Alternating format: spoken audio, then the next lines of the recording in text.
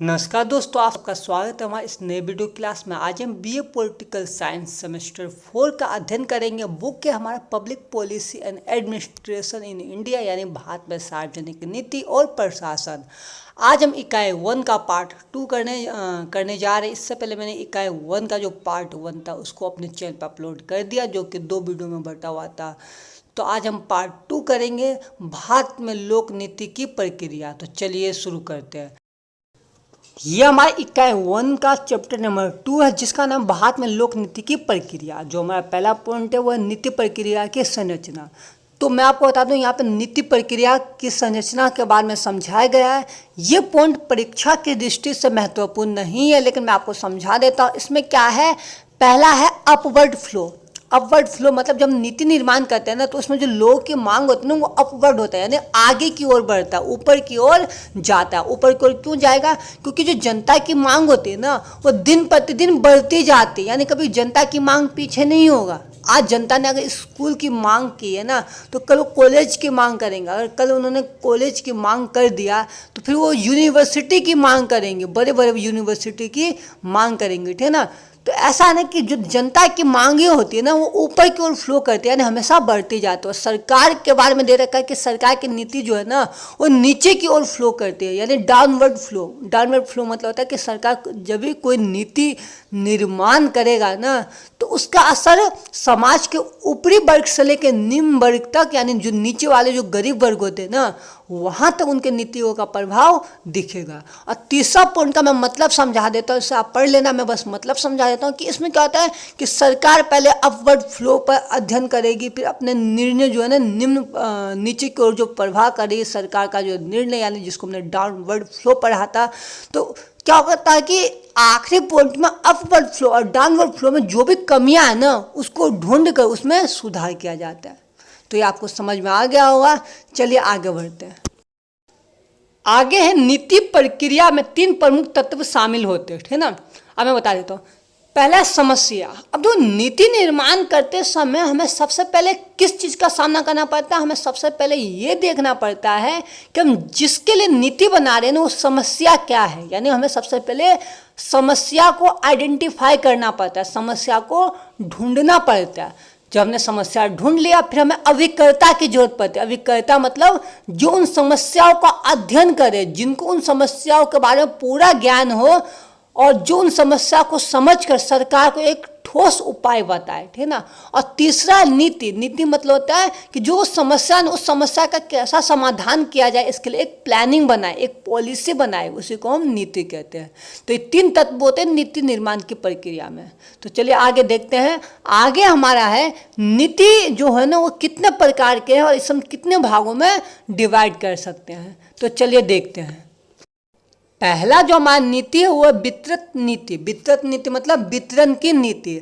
आपने वितरण की नीति के बारे में छोटे क्लास में पढ़ा होगा। वितरण मतलब क्या होता है? जो सरकार जनता के लिए सेवाएं और वस्तुएं उपलब्ध करवाती है ना, उसे बांटना, यानी डिस्ट्रीब्यूट करना।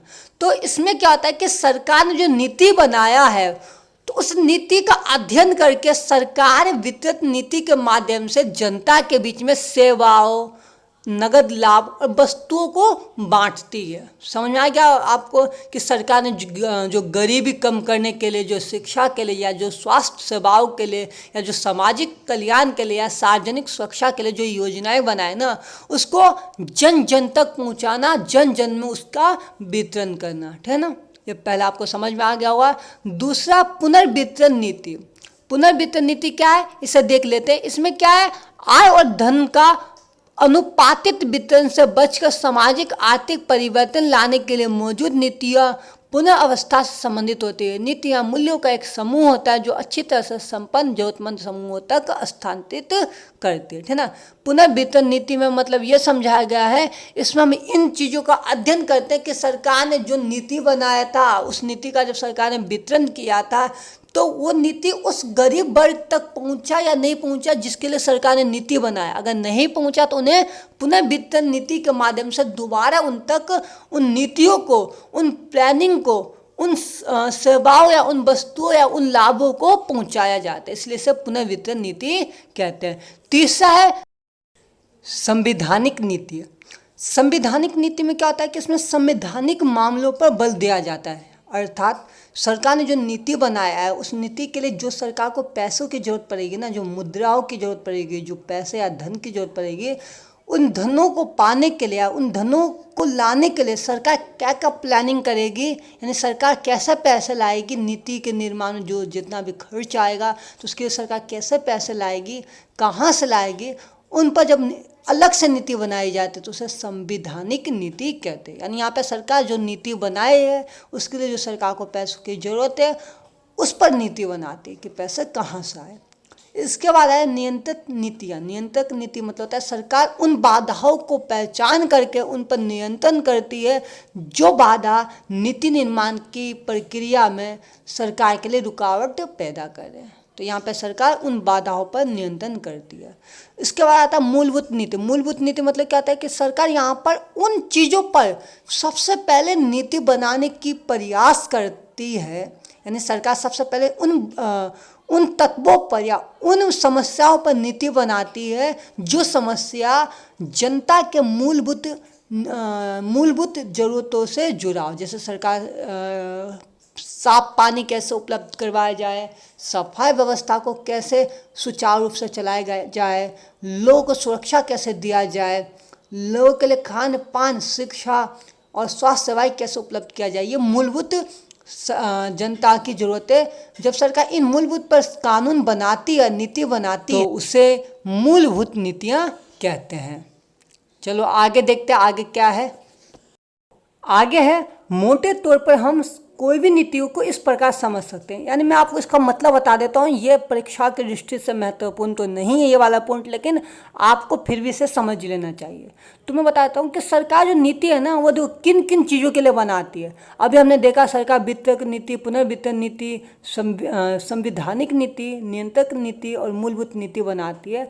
तो ये क्या होती है, इन सभी नीति जो ये सभी नीतियाँ हैं ना, या तो ये सहायक नीतियाँ होंगी। सहायक नीतियाँ मतलब जो हम जनता के लिए बनाते हैं वो सहायक नीतियाँ होती है ना, जो जनता को हम शिक्षा देने के लिए, खाद्य सुरक्षा देने के लिए, जल सुरक्षा देने के लिए और स्वस्थ सेवाओं की देखभाल करने के लिए जो हम नीतियाँ बनाते हैं वो सहायक नीतियाँ होती है। राजकोषीय नीतियाँ ये सरकार खुद के लिए बनाती है कि सरकार को पैसे कहाँ से आएंगे और सरकार किन किन चीज़ों पे खर्च करेंगे। तो सहायक नीति जनता के लिए सरकार बनाती है, राजकोषीय नीति सरकार खुद के लिए बनाती है। और तीसरा मौद्रिक नीति। मौद्रिक नीति क्या होता है, ये सरकार देश के बैंकों के लिए और देश में महंगाई दर और वस्तुओं की जो महंगाई होती है और देश में कितना पैसे प्रिंट करना है, यानी ये जो आखिरी नीति है ना मौद्रिक नीति, ये सरकार बैंक के लिए, जैसे आरबीआई और जितने भी प्राइवेट या सरकारी बैंक है उनके लिए जब सरकार नीति बनाती है तो उसे हम मौद्रिक नीति कहते हैं। मौद्रिक नीति में होगा कि देश में कितना नोट प्रिंट करना है, महंगाई दर को कैसे काबू करना है, महंगाई दर के अलावा इसमें ब्याज दर क्या होगा, जनता के लिए किस प्रकार के लोन पर किस तरह का इंटरेस्ट लिया जाएगा, और देश में सोने की आपूर्ति कैसे कम या ज़्यादा किया जाएगा और महंगाई दर पर कैसे नियंत्रण किया जाएगा। ये सारे मौद्रिक नीति के प्रकार है। अब आता प्रश्न नंबर 2, नीति प्रक्रिया में मुख्य संस्थानों और अभिकर्ता। तो बताता हूँ कि नीति निर्माण की प्रक्रिया में कौन कौन भाग लेते। दो, सबसे पहले कार्यपालिका यानी सरकार और सरकार के जो मंत्री होते हैं जिसमें कैबिनेट मंत्री, विभिन्न मंत्रालय और एजेंसियां शामिल होती हैं, सबसे पहले ये पार्टिसिपेट करते हैं। सबसे पहले सरकार नीति बनाती है, फिर उस नीतियों को विधायिका में पास करवाया जाता है। और विधायिका का मतलब होता है लोकसभा, राज्यसभा और राष्ट्रपति। तो फिर जो नीति सरकार ने बनाया उसे विधायिका में पास करवाया जाएगा, फिर न्यायपालिका उसकी रक्षा करेगी और न्यायपालिका रक्षा करने के बाद उन नीतियों को लागू करेगा सरकार की जो एजेंसियां होती हैं जिसको हम नौकरशाही कहते हैं। नौकरशाही में IAS, IPS और जितने भी अफसर होते हैं ना, सरकारी अफसर, वो सारे आते हैं, वो उन नीतियों को राज्य या केंद्र या प्रांत में लागू करते हैं। ये हमारे अभिकर्ता है जो नीति निर्माण की प्रक्रिया में महत्वपूर्ण होते हैं। इसके अलावा नागरिक समाज यानी कई बार हित समूह या दबाव समूह या गैर सरकारी संगठन भी होते हैं जो सरकार को इतना विवश कर देते हैं कि वो नीति का निर्माण करे। जैसा भी मैंने आपको पहले भी समझाया था कि देश में किसानों के लिए कानून बनाता है जिसको हम कृषि कानून कहते थे, लेकिन जो एक दबाव समूह था जिसको हम किसान के रूप में देख सकते कि किसानों ने सरकार पे इतना दबाव डाला कि सरकार को 1 वर्ष बाद उस कानून को वापस लेना पड़ा, एक नई नीति यानी प्लानिंग करनी पड़ी। तो ये आपको समझ में आ गया होगा। अब आता प्रश्न नंबर 3, नीति निर्माण के प्रक्रियाओं में संस्थाओं की भूमिका। ये आपने 11th में पढ़ा होगा। अब कैसे, मतलब मैं आपको समझा देता हूँ कि आपने 11th क्लास में पढ़ा होगा कि कोई भी विधेयक कानून कैसे बनता है। तो सबसे पहले जैसे कार्यपालिका किसी भी विधेयक पर विचार करके एक उसका प्रारूप बनाते हैं, फिर से विधायिका में पास करवाया जाता है, फिर न्यायपालिका इसकी रक्षा करती है और एजेंसियां जिसको नौकरशाही बोलती है समाज में इसको लागू करते हैं। तो यहाँ पर हमें यही पढ़ेंगे, अलग से यहाँ पे कुछ भी नहीं है। यानी जो आपने 11th में पढ़ा होगा कि किसी भी विधेयक को कानून बनाते समय कार्यपालिका, न्यायपालिका के बाद आता है विधायिका, नौकरशाही, इनकी क्या भूमिका होती है, वही सेम भूमिका आपको यहाँ पर भी एक्सप्लेन करना है। तो चलिए आगे देखते हैं। आगे है प्रश्न नंबर 4, नीति निर्माण के विफलता के कारण। यानी कभी कभी नीति निर्माण क्यों विफल होता है। यानी जब सरकार नीति बनाती है तो सरकार नीति तो बना लेती है, लेकिन समाज में वो नीति कई बार सफल नहीं हो पाता है, वो योजनाएं कई बार सफल नहीं हो पाता है। जैसे सरकार ने BPL कार्ड के लिए जो स्कीम चलाया था वो भी सफल नहीं हुआ। सरकार के ऐसे बहुत सारी योजनाएं हैं जहाँ पे सरकार ने गरीबी वर्ग को ध्यान में रखकर योजना बनाया था, लेकिन वो योजनाएं सफल नहीं हुआ। तो ऐसे क्या कारण है उसके बारे में यहाँ पे पढ़ेंगे। तकनीक की विशेषताओं की जटिलता है। यानी यहाँ पर हम क्या देखते हैं, यहाँ पर हम देखते हैं कि अगर जो नीति निर्माण की प्रक्रिया में जो अभियंता है, अभियंता मतलब जो नीति निर्माण कर रहे हैं, जब वो नीति निर्माण करते हैं और वो जिस जगह के लिए नीति बनाते हैं वहाँ के मानव व्यवहार यानी वहाँ के लोगों की क्या ज़रूरत है, क्या मूल्य है, वहाँ की परंपराएं क्या, यानी वहाँ पे कल्चर क्या है, अगर वो उन चीज़ों को ध्यान में रखे बिना अगर योजनाएं बनाएगी ना तो योजना कभी भी सफल नहीं होगा। हमें जिस क्षेत्र के लिए योजना बनाना है हमें सबसे पहले वहाँ की संस्कृति, परंपरा, वहाँ की मूलभूत आवश्यकता क्या है, वहाँ पर लोगों की मांग कैसे जानना जरूरी है, तभी वो योजना सफल होगा। तो इस पॉइंट में यही है, आप इसको तो ध्यान से देख के समझ लेना। दूसरा पॉइंट है बहुलक्ष्य उद्देश्य। अब इसमें क्या है कि जब नीति निर्माण किया जाता है सरकारी एजेंसी द्वारा तो वो नीति निर्माण करते समय उनके सामने बहुत सारे उद्देश्य होते हैं, बहुउद्देश्य होते हैं, ठीक है ना, जिनको उनको पूरा करना होता है। लेकिन क्या होता है कि कई बार उनके सामने इतने उद्देश्य आ जाता है ना कि वो योजना का निर्माण उस हिसाब से नहीं कर पाते और योजना भी सफल नहीं होता। क्यों? क्योंकि जब आपके सामने बहुत सारे उद्देश्य होंगे तो आपके सामने बाधाएं भी बहुत सारे आएंगे और जब ज़्यादा बाधाएं आती है तो हमें किसी भी लक्ष्य को पाने में बहुत सारी कठिनाइयाँ या हमें जटिलता महसूस होता है। तो यहाँ पर यही समझाने का प्रयास किया जा रहा है ना। इसके अलावा थर्ड है